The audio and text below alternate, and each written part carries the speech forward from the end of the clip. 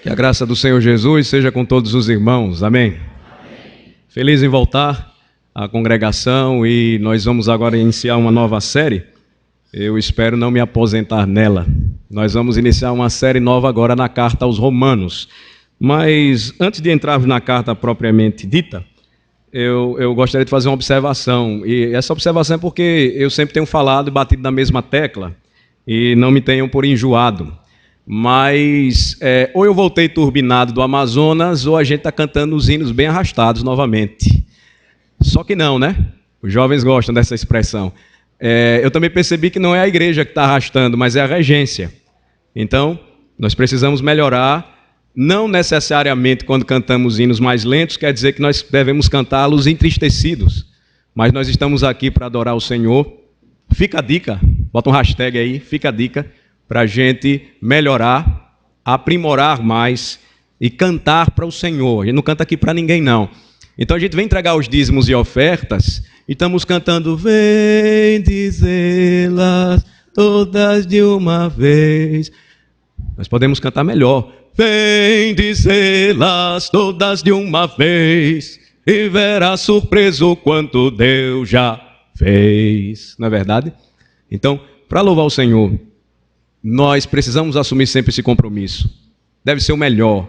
E o melhor é com a nossa voz, é com a nossa música, é com os nossos bens, é com a nossa dedicação, é com o nosso esforço.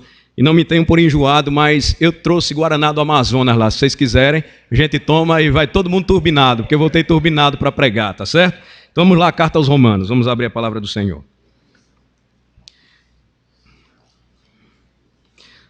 Vocês me perdoem, eu geralmente não sou espirituoso assim quando prego, mas algumas observações elas precisam ser feitas sempre para nos ajudar, de uma maneira animada também, para que a gente nunca entenda. Eu sofri um pouco com isso quando pastorei uma igreja. Eu levei um puxavante do conselho, porque o conselho disse que eu estava cantando demais na liturgia, 4 ou 5 hinos.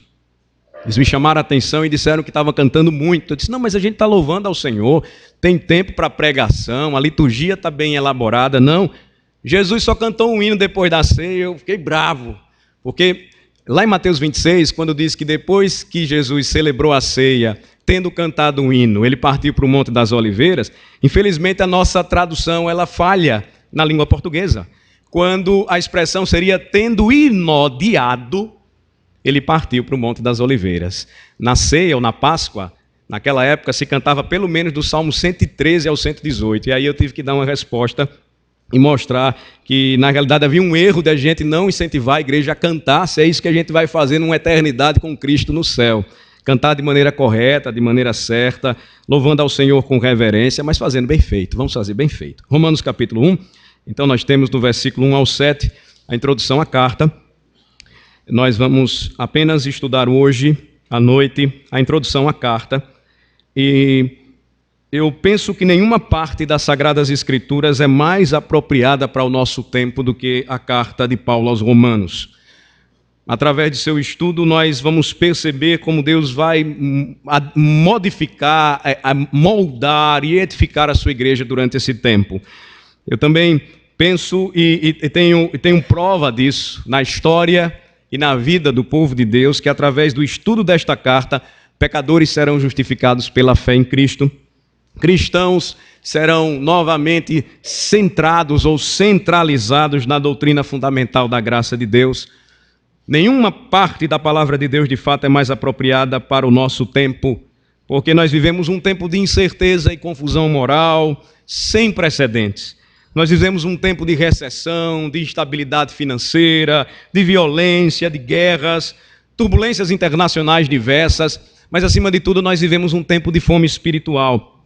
Em uma época onde tudo tem sido considerado relativo, até mesmo o caminho da fé, nós percebemos que não somente os religiosos do nosso tempo, mas até mesmo aqueles que observam e veem o que tem acontecido no mundo, o que se tem notado é uma grande fome de Deus espalhada sobre a face da terra. Ela é expressa de diversas formas, de diversas maneiras. Estudos recentes têm comprovado que, por exemplo, na América, até mesmo aqueles que se dizem ateus, afirmam fazerem orações a Deus, ou realizarem as suas orações para quem quer que seja. A grande realidade é que a carta aos Romanos vai nos mostrar o que Calvino falou, comentando esta carta e em sua obra magna, As Institutas da Religião Cristã. O homem, mesmo caído, ele preservou, ou Deus preservou em sua alma, em seu coração, a chamada semente da religião. Então, de alguma forma, ele vai manifestar a sua religiosidade, porém distorcidamente, se não em Cristo. Ele necessita do Evangelho, ele necessita de Cristo para que então ele perceba a razão fundamental por que ele foi criado. A carta aos Romanos então é um livro extraordinário, vai nos mostrar muito a respeito disso. E nós vamos ver que a fome que precisa ser satisfeita ainda em nosso tempo, semelhantemente àquela que os romanos sentiram, não é a fome por salários maiores, por carros mais bonitos, por uma nova esposa ou marido, tendo o crescente divórcio em nosso tempo, mas a fome que a carta aos Romanos apresenta através da inspiração divina sobre o apóstolo Paulo é a fome espiritual. E esta só pode ser satisfeita por Jesus Cristo, o pão da vida que desceu dos céus. Eu peço a atenção dos irmãos, portanto, versículos de 1 a 7, nós vamos ler a apresentação da carta. É a apresentação mais longa que Paulo fez de uma carta escrita por ele. E tem uma razão específica, porque Paulo desejava ir a Roma e ele ainda não havia tido esta oportunidade ou experimentado esta oportunidade. Ele escreve esta carta quando esteve em Corinto, no ano 57 depois de Cristo, pelo menos nesta data aproximadamente, e ele demonstra que o seu desejo de chegar em Roma era que, para que, cumprindo o objetivo de pregar o Evangelho na Ásia, ele pudesse chegar à Europa. Ele vai manifestar nesta carta o desejo de, passando por Roma, pregar o Evangelho na Espanha. Então, vejam só, versículos de 1 a 7, eu peço a preciosa atenção de todos vocês para a leitura da palavra de Deus. Paulo, servo de Cristo, de Jesus Cristo, chamado para ser apóstolo, separado para o Evangelho de Deus, o qual foi por Deus outrora prometido por intermédio dos seus profetas nas Sagradas Escrituras, com respeito a seu filho, o qual, segundo a carne, veio da descendência de Davi, e foi designado Filho de Deus com poder, segundo o Espírito de santidade pela ressurreição dos mortos, a saber, Jesus Cristo, nosso Senhor, por intermédio de quem viemos a receber graça e apostolado por amor do seu nome, para obediência por fé entre todos os gentios, de cujo número sois também vós, chamados para serdes de Jesus Cristo. A todos os amados de Deus, que estáis em Roma, chamados para serdes santos, graça a vós outros e paz, da parte de Deus, nosso Pai, e do Senhor Jesus Cristo. Vamos orar. Abre, Senhor, o nosso entendimento. Abre, ó Senhor, o nosso coração. Ensina-nos, Senhor, a Tua palavra. Nós precisamos muito de Ti. Nós necessitamos, ó Senhor, da instrução que vem do alto. Ilumina, Senhor, o nosso coração, a nossa mente, desvendando diante de nós as maravilhas da Tua palavra. Ó Senhor, ensina-nos a Tua lei. Revela-nos a glória, o louvor, a honra e a majestade devidas a Cristo e que nos são ensinadas na palavra, para que possamos, ó Deus, adorá-lo e exaltá-lo da maneira que Ele merece, como Senhor e Rei, e entendermos, ó Senhor, a razão por que nós fomos criados. À medida, Senhor, em que estudamos a Tua palavra, nós Te pedimos, ó Pai, que os corações sejam aquecidos, que a fé seja renovada, que as dúvidas sejam dirimidas, que corações sejam quebrantados na presença do Senhor e que haja verdadeira paz na terra e paz nos corações. Nós oramos assim e pedimos tudo isto, Senhor, em nome de Jesus. Amém. Então, nós apresentamos um pouco a base, o pano de fundo da carta aos Romanos. Ela teve um público-alvo, os romanos, os cidadãos romanos, cristãos que lá estavam, principalmente gentios, mas também judeus. Lembrando que os chamados gentios são os povos não judeus, assim os judeus costumavam chamar aqueles homens e mulheres que não faziam parte da nação judaica. E esta carta, ela teve na história um poder de impacto tremendo. Quando nós estudamos a história da igreja, nós percebemos, por exemplo, que Santo Agostinho, ele foi profundamente impactado quando leu a carta aos Romanos. Martinho Lutero descobriu o significado da justificação pela fé quando leu Romanos, ou começou a ensinar aos seus alunos a carta aos Romanos. E quando chegou no capítulo 1, versículo 17, logo de início, ele viu que o justo, ele viverá por fé.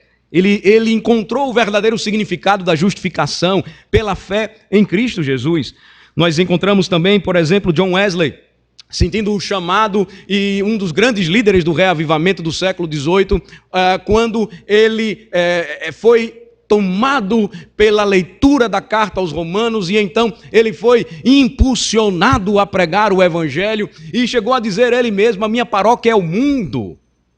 Porque ele saiu pelo mundo como um pregoeiro, um pregador desta palavra gloriosa. A carta aos Romanos teve um papel primordial, importante na vida deste servo de Deus. Quando nós olhamos e observamos a introdução da carta, nós já começamos a aprender algo que deve nos chamar a atenção. Desde a sua apresentação, quando nós vamos para lá e quando nós observamos o seu ensinamento, o que nós começamos a aprender, o que nós começamos a perceber? De imediato nós encontramos uma palavra-chave. A palavra-chave que vai acontecer, ela vai aparecer várias vezes nesta carta, é a palavra evangelho.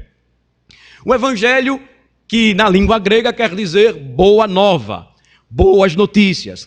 À medida em que nós lemos a carta aos Romanos, nós vamos perceber que a expressão evangelho de Deus, o evangelho, é mencionada, a expressão é mencionada, a expressão ela aparece diversas vezes, tendo então por objetivo nos mostrar que o que Paulo estava tentando ensinar àquela igreja, àqueles irmãos, é que o conteúdo importante e bíblico que deve ser ensinado e pregado à igreja se chama evangelho. Nós encontramos o evangelho no Antigo Testamento e nós encontramos o evangelho também nos escritos do Novo Testamento. Quando nós olhamos, claro, Paulo escrevendo esta carta, que escritura ele tinha em mãos? Senão as escrituras do Antigo Testamento, onde ele retira a base e o fundamento para revelar ao mundo a boa nova de que Cristo Jesus veio salvar pecadores. O Antigo Testamento, onde ele encontra o Evangelho, a boa nova, a boa notícia de salvação. Então a palavra-chave, não se esqueçam, ela será recorrente. Versículo de número 1 nós encontramos, nós vamos perceber também quando continuamos a nossa leitura nos versículos de número 9, nos versículos de número 15 e por aí adiante.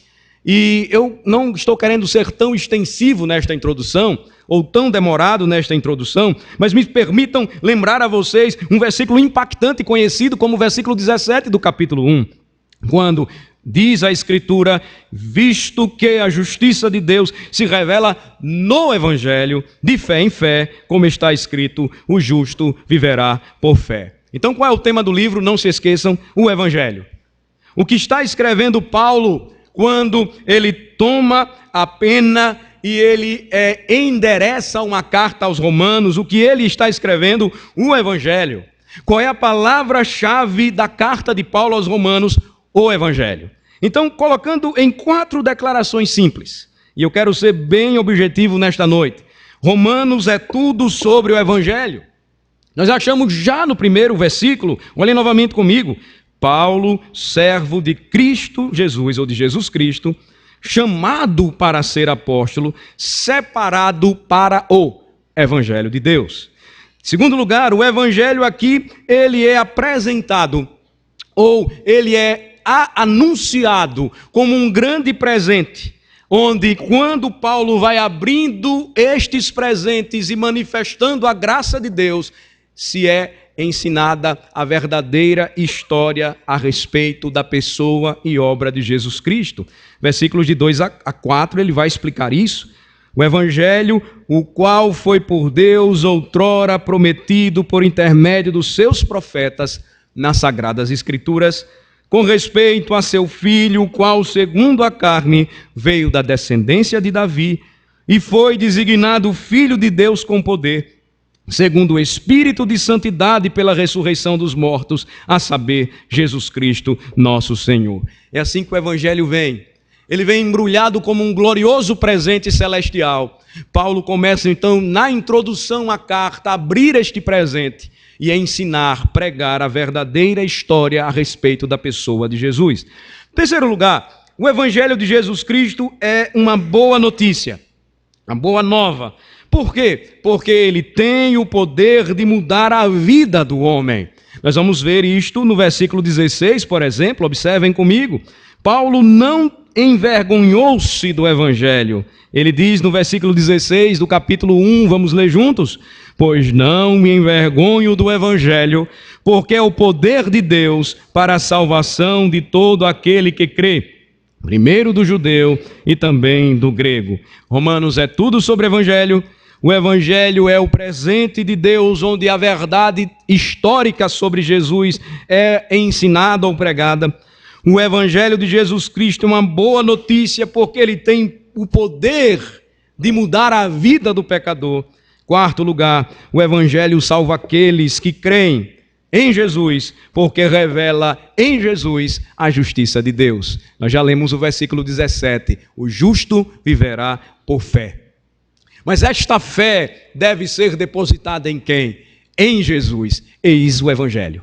Jesus é a grande mensagem deste Evangelho apresentado por Paulo. Quinto e último lugar, Romanos é tudo sobre o Evangelho, as boas novas de Jesus Cristo, e fala da diferença que Jesus pode fazer quando ele transforma, quando ele entra na vida de um homem.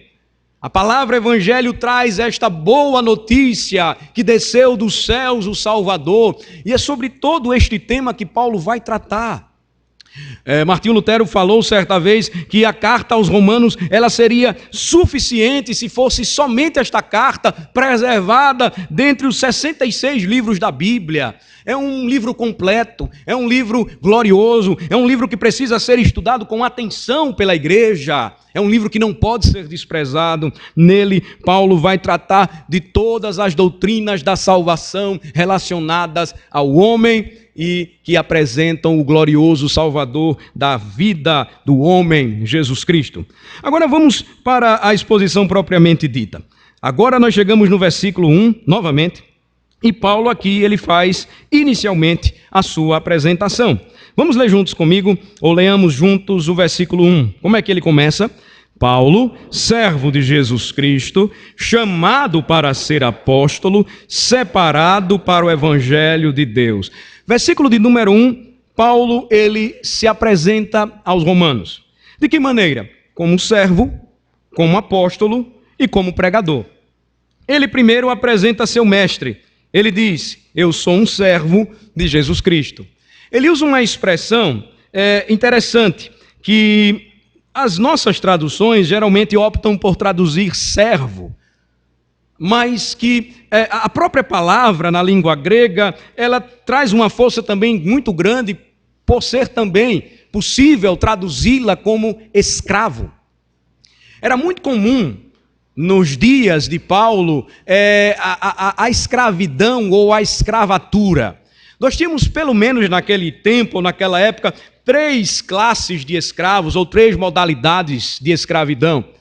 A primeira delas, a chamada wilota, era aquele que servia ou subservientemente, ele servia a outro. Eu vou citar um exemplo rápido para vocês.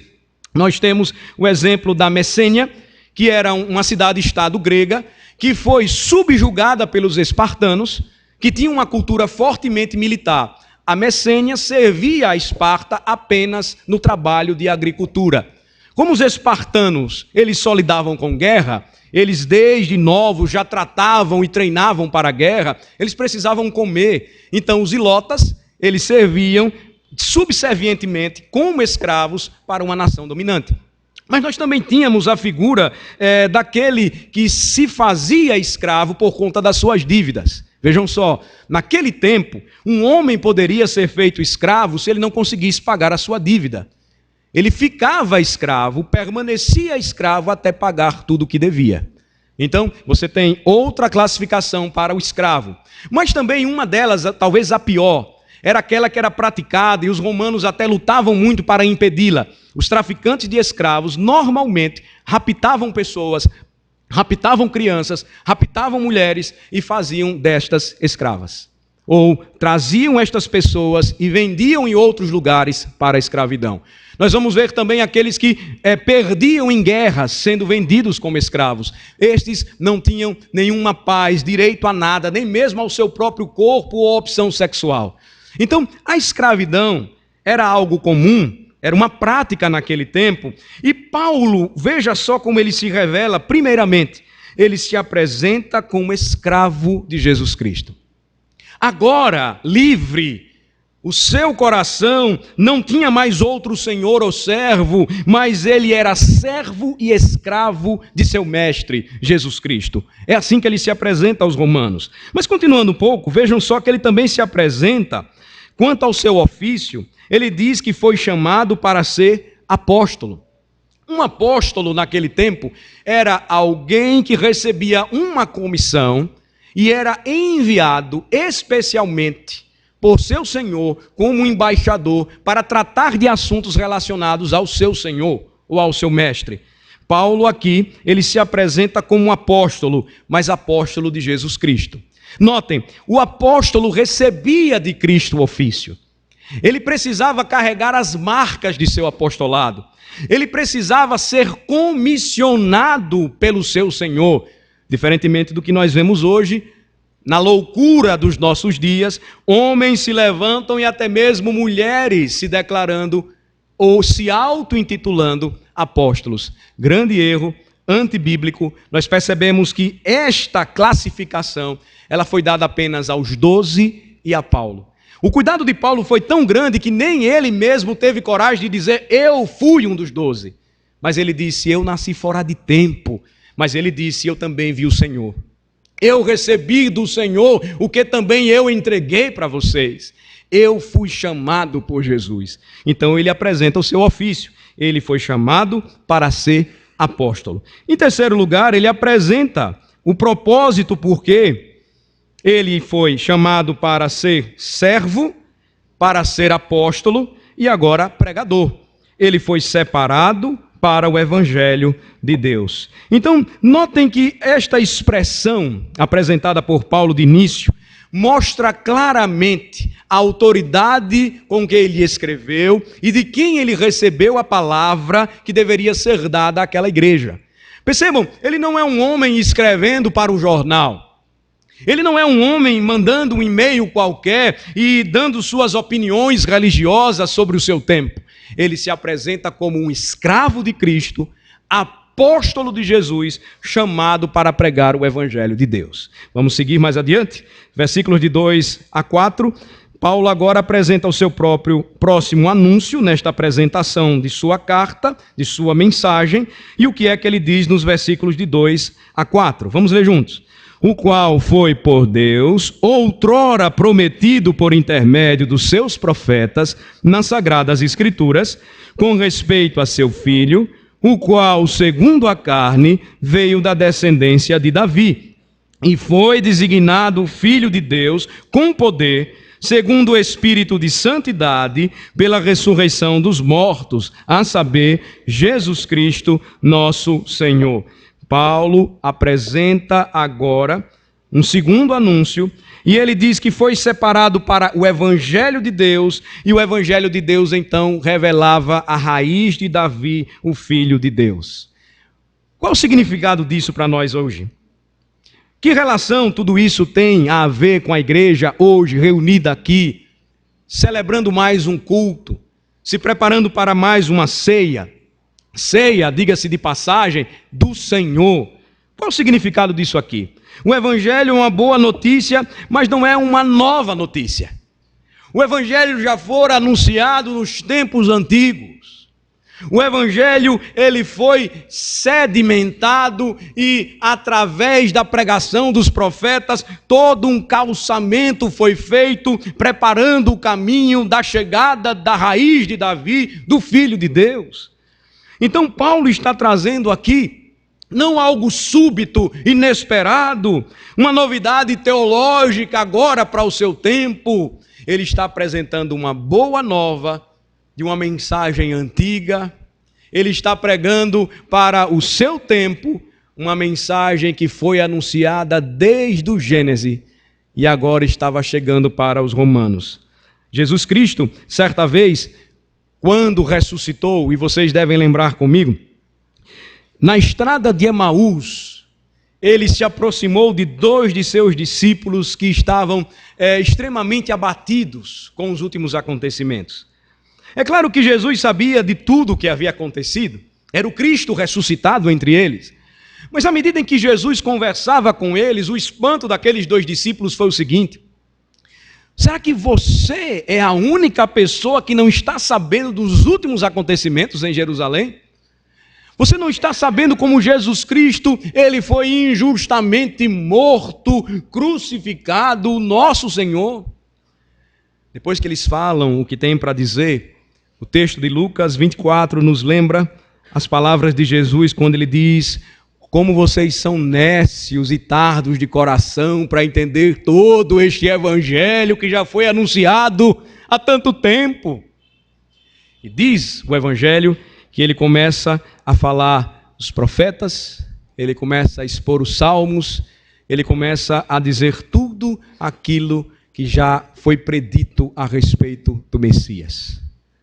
Que ele deveria morrer e padecer pelos seus, mas que a boa nova também traria a mensagem de esperança de que a morte não poderia tragá-lo e ele ressuscitaria ao terceiro dia. A Escritura então nos mostra, e Paulo vai deixar isso muito claramente, quando ele introduz a sua carta, de que o Evangelho é uma boa nova, mas não é uma notícia nova. A boa nova é que Cristo Jesus é o cumprimento profético de tudo aquilo que já havia sido anunciado. Agora chegamos nos versículos 3 e 4 precisamente, e aqui nestes 2 versículos uma antiga doutrina, ela é novamente ensinada, e ela é apresentada pelo apóstolo Paulo. Versículos 3 e 4 diz: com respeito a seu filho, o qual segundo a carne veio da descendência de Davi, e foi designado Filho de Deus com poder, segundo o Espírito de santidade, pela ressurreição dos mortos, a saber, Jesus Cristo, nosso Senhor. Paulo então baseia esta boa nova, o seu evangelho, falando das 2 naturezas de Cristo. A sua natureza humana, ele deveria se fazer carne e vir da descendência de Davi, confirmando as profecias antigas. Mas ele não perderia a sua divindade, sendo o Verbo eterno de Deus e, portanto, sendo o Filho de Deus, segundo o Espírito de santidade, com poder. Ele assume a forma humana, ele entregaria a sua vida, mas ele teria poder para reavê-la. Eis a razão porque Jesus Cristo ressuscitou dentre os mortos. Então, o que nós temos aqui, mais uma vez, é a explicação que Paulo começa a apresentar à igreja de Roma, ou aos romanos, do início do que é o Evangelho, o cerne do Evangelho, para que todas as outras passagens da Bíblia elas possam ser compreendidas. Não há conhecimento da Escritura sem que entendamos o Evangelho, porque senão a Bíblia se tornará um livro solto. As suas doutrinas ficarão desconexas, nada irá convergir para um ponto, para um centro, não terá objetivo nenhum. Paulo, então, ele começa a dizer: eu fui separado para pegar o Evangelho de Deus. E o que é o Evangelho? O Evangelho é a boa nova a respeito de Jesus, o Salvador. Ele é o Filho de Deus que se fez homem. Ele é o Verbo de Deus que se fez carne. E por seu intermédio, ele veio então trazer vida ao homem. Há uma história interessante. Durante os anos que se seguiram à Revolução Francesa, sempre houve um objetivo um dos resultados da Revolução Francesa foi tentar banir da França por completo a religião cristã. Por exemplo, uma das frases de Voltaire foi a seguinte: vocês querem acabar com o cristianismo na França? Acabem com um domingo. Eles não conseguiram fazer isso quando tentaram adequar a jornada de trabalho e mudar o calendário de trabalho, o calendário do dia a dia dos franceses. Foi uma tragédia. Eles tiveram que adequar o calendário novamente, tendo domingo, a segunda, a terça e assim sucessivamente. E aí, durante os anos seguintes à Revolução Francesa, houve uma grande virada com diz respeito à religião cristã. Eles tentaram destruir a religião cristã.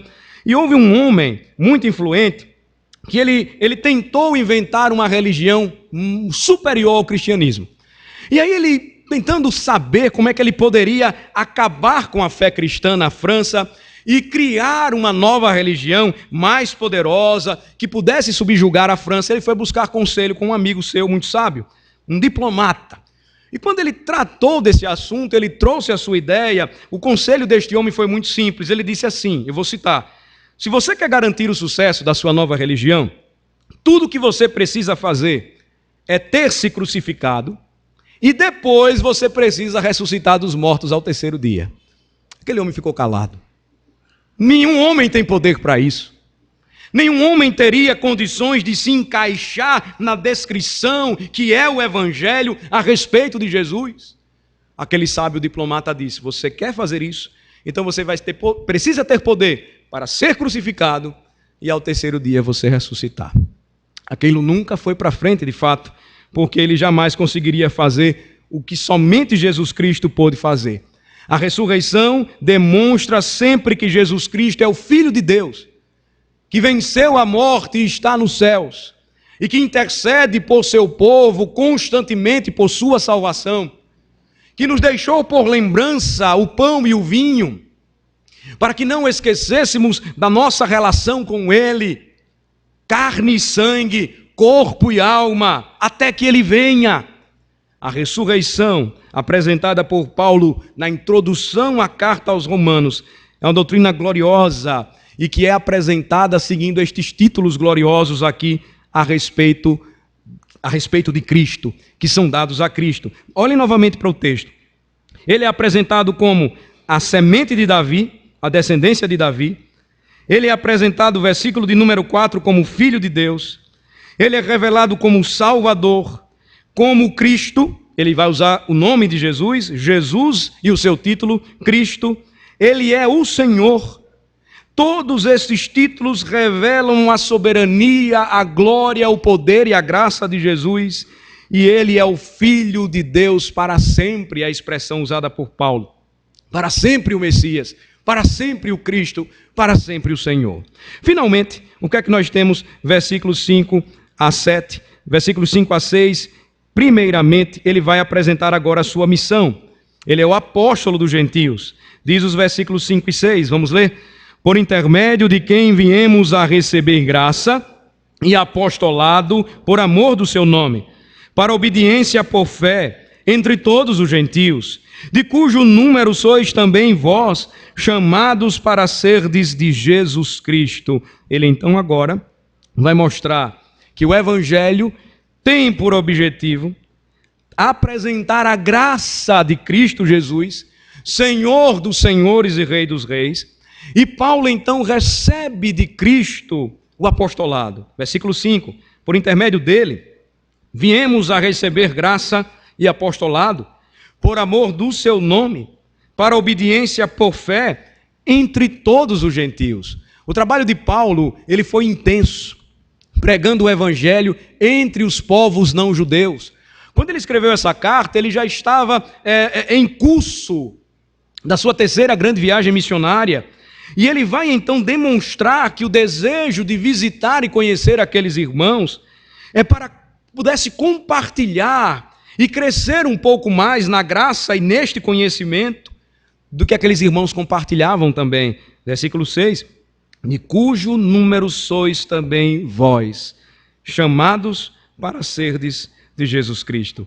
Observe como tudo vem junto, irmãos, em 3 declarações muito simples, apresentadas por Paulo. Primeiro, que a sua mensagem era o Evangelho, e nós já definimos isso muito bem. Segundo, que o seu campo era o mundo. Ele foi chamado por Cristo para pregar o Evangelho aos gentios, entre todos os gentios. Terceiro lugar, seu objetivo era ganhar os homens para a fé em Cristo. Ao pregar o Evangelho, poder de Deus para a salvação de todo aquele que nele crê, o que iria acontecer? Os homens seriam conduzidos à fé em Cristo. A missão da igreja ainda hoje é a mesma. Vejam que a filosofia da igreja não pode mudar. O trabalho da igreja, ainda que os homens ou o tempo considerem algo antigo, atrasado, lembrem-se, o Evangelho é boa notícia, mas não é nova notícia. A mensagem deve ser a mesma, a missão deve ser a mesma, o objetivo deve ser o mesmo quando nós pregamos o Evangelho. Devemos levar o Evangelho às nações, o campo será sempre o mundo, devemos ganhar os homens para Cristo através da pregação do Evangelho, nunca pode ser diferente. O que nós vemos então, finalmente, versículo de número 7, que aqueles que foram alvos do Evangelho, aqueles que foram alcançados pelo Evangelho, Paulo vai dizer, foram chamados para a santidade. Versículo 7, vamos ler juntos? A todos os amados de Deus que estáis em Roma, chamados para serdes santos, graça a vós outros e paz da parte de Deus, nosso Pai e do Senhor Jesus Cristo.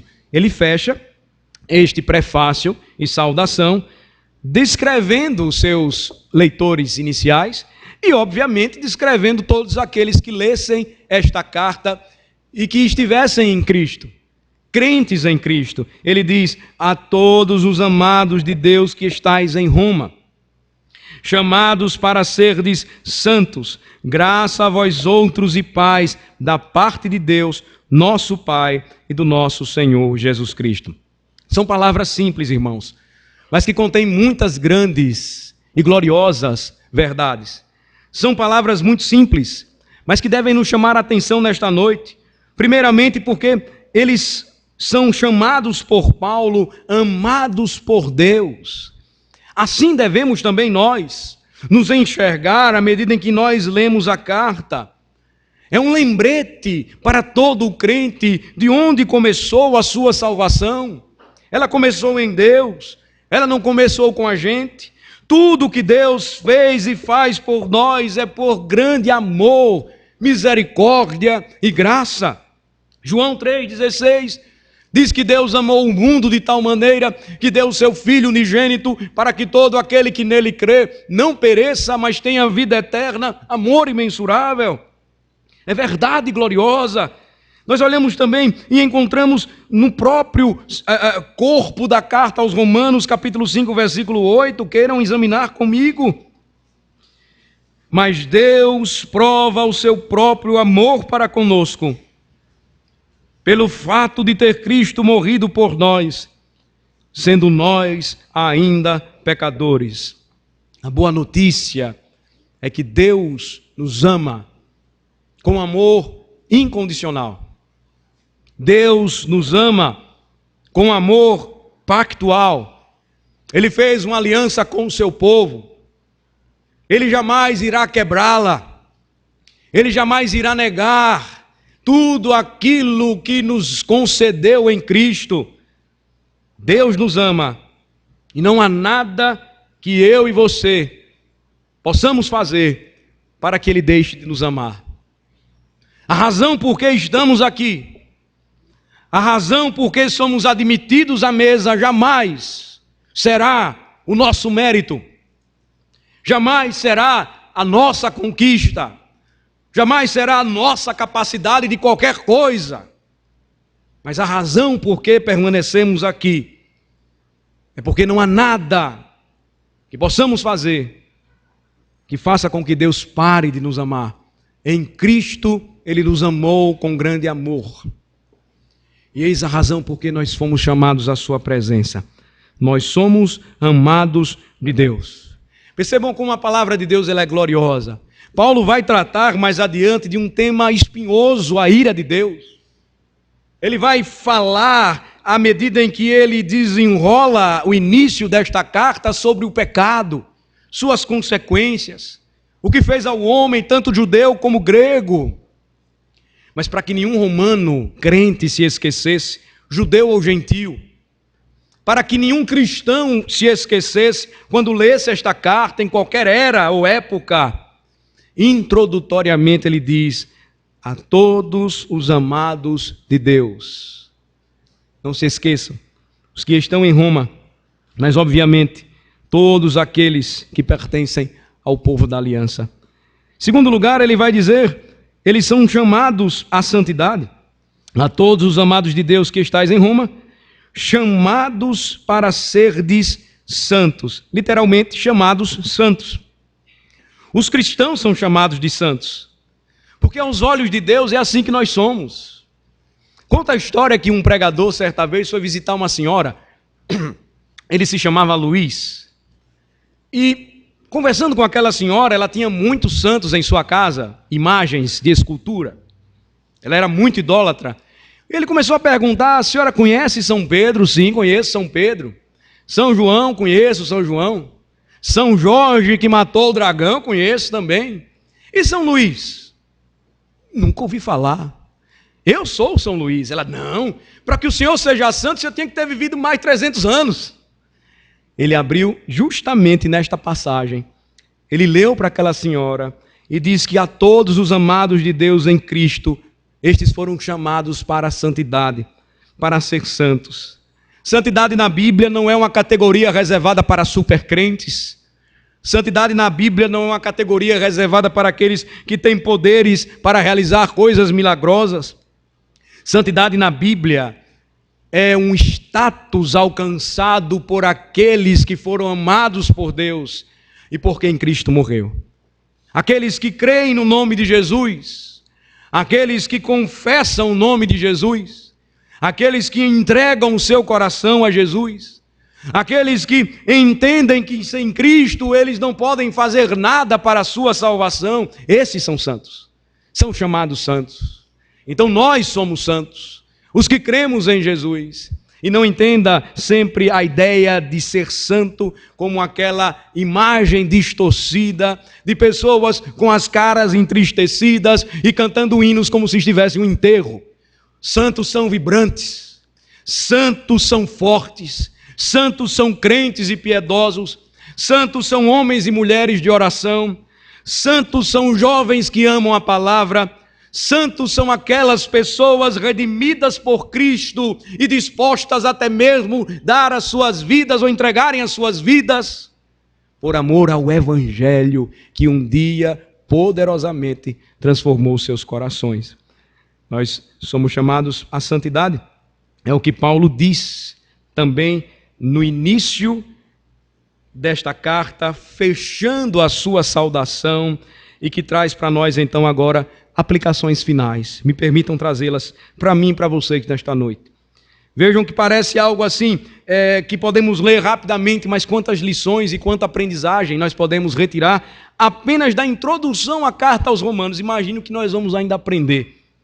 Mas as minhas aplicações que eu gostaria de trazer para mim e para vocês nesta noite, elas vão se basear em algumas perguntas. A primeira delas é a seguinte: com base no que nós vimos hoje aqui, quem é Jesus para você? É assim que eu vou tentar concluir esta primeira mensagem da carta aos Romanos. Quem é Jesus para você? O que o Evangelho de Jesus, ele diz respeito a você? Se o foco do Evangelho, se o centro do Evangelho é a pessoa de Cristo, e não há nada mais importante hoje que você precisa claramente saber, quem é Jesus para você? Ele é fabricado por sua mente ou por seu coração, segundo aquilo que você acredita ser Jesus? Ou você crê que Jesus é aquele descrito neste Evangelho glorioso que foi anunciado pelo apóstolo Paulo, que está sendo anunciado hoje, nesta noite, que tem transformado corações ainda hoje, Quem é Jesus para você? Paulo mostra claramente, inspirado pelo Espírito Santo de Deus, que ele foi mais que um carpinteiro. Sim, Jesus foi mais que um professor. Jesus foi mais que um grande doador de instrução moral. Ou como os escritos de autoajuda famosos de hoje, que estão em voga, Jesus foi muito mais do que o maior psicólogo que já existiu. Quem é Jesus para você? Jesus é apresentado no Evangelho. O Evangelho é a boa nova que diz respeito a este homem, Deus, todo-poderoso, o único que teve poder para ir até a cruz e dar a sua vida em resgate de seu povo, e ao terceiro dia ressurgir dos mortos, morto na sexta-feira, vivo no primeiro dia da semana. Quem é Jesus para você? É a pergunta que, à luz da carta aos Romanos, você precisa sinceramente responder. Se você disser qualquer outra coisa que não se encaixe neste Evangelho, definitivamente você não conhece a Jesus. Jesus Cristo, ele é claramente ensinado na Escritura, aqui claramente por Paulo.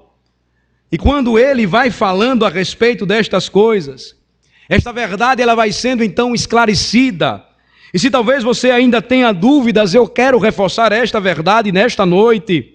Paulo diz: Jesus Cristo é o Filho de Deus poderoso no céu. Ele é o Messias prometido de Israel. Ele é o Senhor Deus de todo o universo. Este é Jesus, que morreu na sexta-feira e ressurgiu no primeiro dia da semana. Quem é Jesus para você? Quer você acredite ou não, tudo isso é verdade. Porque a palavra de Deus é a verdade. E você precisa crer nesta noite. Considere atentamente. Perceba. Por que esta doutrina é tão importante? Porque a sua atitude nesta noite, crendo e recebendo a palavra, ou rejeitando e sendo rejeitado por Cristo, vai fazer com que você permaneça em um estado terrível de morte. João capítulo 3 nos faz lembrar isto. Diz que quem crê no Filho tem a vida, mas aquele que não crê no Filho não tem a vida, e sobre ele permanece a ira de Deus. Faz toda a diferença considerar com atenção aquilo que Paulo está dizendo nesta carta, aquilo que Deus revelou para você hoje, aquilo que é a verdade absoluta e que está sendo pregada para você. Se você crê e receber esta verdade, humildemente reconhecendo a sua fraqueza, reconhecendo o seu pecado, reconhecendo a sua necessidade de Jesus, você será salvo. Mas se você o rejeitar, você será rejeitado. Se você se voltar contra ele, tenha certeza, ele não vai reconhecê-lo no dia do juízo final. É uma resposta clara a uma dúvida e a um anseio hoje tão forte na alma do homem, mas que precisa, com base neste Evangelho, mais uma vez ser pregado para todo aquele que pode ouvir e entender. Não existem caminhos que conduzem o homem a Deus. Existe uma verdade absoluta, e esta verdade absoluta afirma quem é Jesus, o caminho, a verdade e a vida. Ninguém poderá ir até o Pai se não for por meio de Jesus. Quem é Jesus para você? Não saia daqui sem buscar de Deus a resposta que claramente está sendo revelada aqui, de maneira tão objetiva, sem arrudeio nenhum, sem floreio algum. Creia em Jesus, confie nele para a sua salvação, receba-o pela fé, reconheça a sua fraqueza e seja salvo. Mas eu advirto você, que se você rejeitá-lo, você será rejeitado também, continuará morto, e morto em seus delitos e pecados, você não alcançará a verdadeira fonte que vai alimentar a tua alma e que vai conduzir você para o céu. Muitos hoje, mais uma vez, se alimentarão de Cristo. De que maneira, pastor? Simbolicamente, comendo pão e bebendo vinho. Não vai haver nenhuma transformação aí. Aqueles que têm união com Cristo experimentarão mais uma vez desta graça maravilhosa, quando forem recordados que ao comerem o pão e beberem o vinho, este evangelho alimenta as suas almas. Muitos farão isso com gratidão no coração. E você?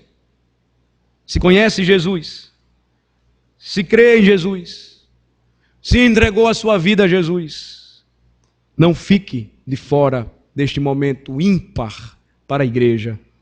Receba o batismo, professe a sua fé, faça parte desta irmandade dos chamados santos e amados por Deus. Prepare-se para o glorioso retorno deste glorioso Redentor e maravilhoso Salvador. Oremos. Ó Senhor, nosso Deus e Pai, exaltamos o Teu nome, porque a Tua palavra, verdadeira e fiel, não esconde nada dos homens.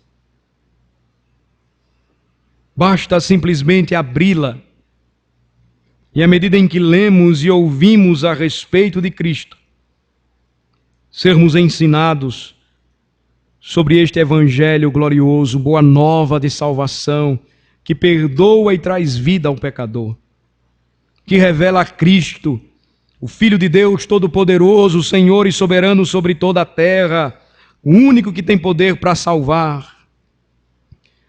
Te louvamos, ó Senhor, porque por Tua graça somos chamados amados por Deus, santos.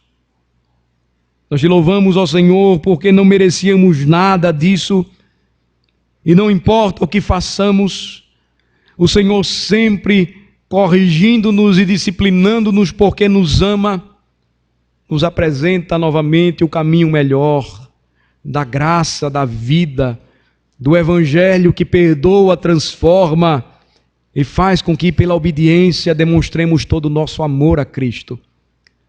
Ó Senhor, que esta verdade gloriosa alcance muitos corações nesta noite, que não conhecem a Jesus, mas que hoje tenham a oportunidade de ouvir sobre Jesus e de terem as suas mentes esclarecidas sobre quem verdadeiramente é Jesus Cristo. Que creiam nele e sejam recebidos por ele. Que não o rejeitem e sejam rejeitados pelo Rei. Nós te exaltamos por Tua palavra, Senhor. E pedimos que a Tua palavra, que não volta vazia, produza os devidos frutos nos corações. Tudo isso para a Tua glória, em nome de Jesus. Amém.